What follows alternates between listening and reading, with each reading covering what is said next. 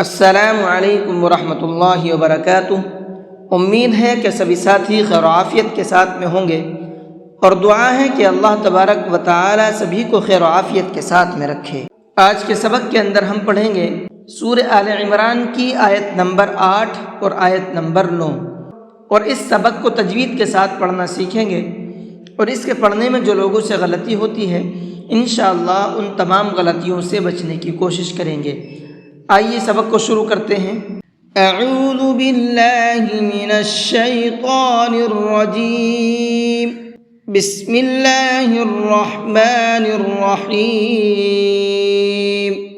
ربنا لا تزغ قلوبنا بعد اذ ہدیتنا وہب لنا، ربنا را کو پر کر کے پڑھیں گے، لا تزغ غین کو بھی پر کر کے پڑھیں گے، قلوبنا یہاں قاف کو بھی پر کر کے پڑھیں گے، اذ ہدیتنا وہب لنا با کے اندر قلقلہ کریں گے کیونکہ با حروف قلقلہ میں سے ہے، اور حروف قلقلہ کے اندر قلقلہ کرنے کی شرط یہ ہے کہ وہ ساکن ہونا چاہیے، تو یہاں پر با ساکن ہے اس لیے اس کے اندر قلقلہ کریں گے۔ وہب جو لاسٹ میں آواز نکل رہی ہے ہلکی سی، اسی کو قلقلہ کہتے ہیں۔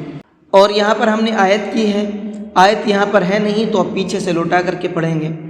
وَهَبْ لَنَا مِن لَّدُنكَ رَحْمَةً، مِن لَّدُن اس میم کو لام میں ملا کر کے پڑھیں گے، اور یہ نون نہیں پڑھا جائے گا، کیونکہ تجوید کا قاعدہ یہ بھی ہے کہ نون ساکن کے بعد اگر لام آتا ہے تو پھر اس نون کو لام ہی کے اندر مکس کر دیتے ہیں، پھر نون نہیں پڑھا جاتا ہے، وہ لام ہی پڑھا جاتا ہے، تو اس لیے لام پڑھا جائے گا، نون نہیں پڑھا جائے گا۔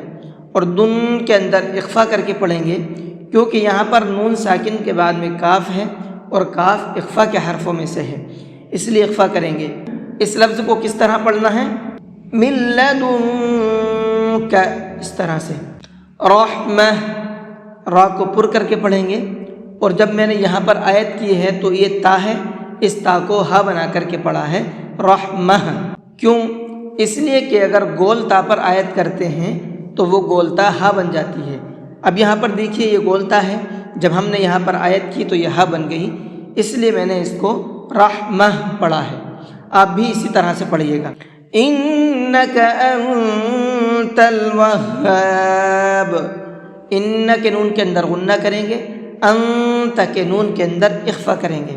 ربنا انک جامع الناس لیوم لا ریب فیہ، ربنا یہاں پر بھی را کو پر کریں گے، انک نون کے اندر غنہ کریں گے، جامع اس نون کے اندر بھی غنہ کریں گے، لیوم لا ریب فیہ، لا ریب لام کو تھوڑا سا کھینچ کر کے پڑھیں گے کیونکہ یہاں پر الف مدہ ہے، اور را کو پر کر کے پڑھیں گے۔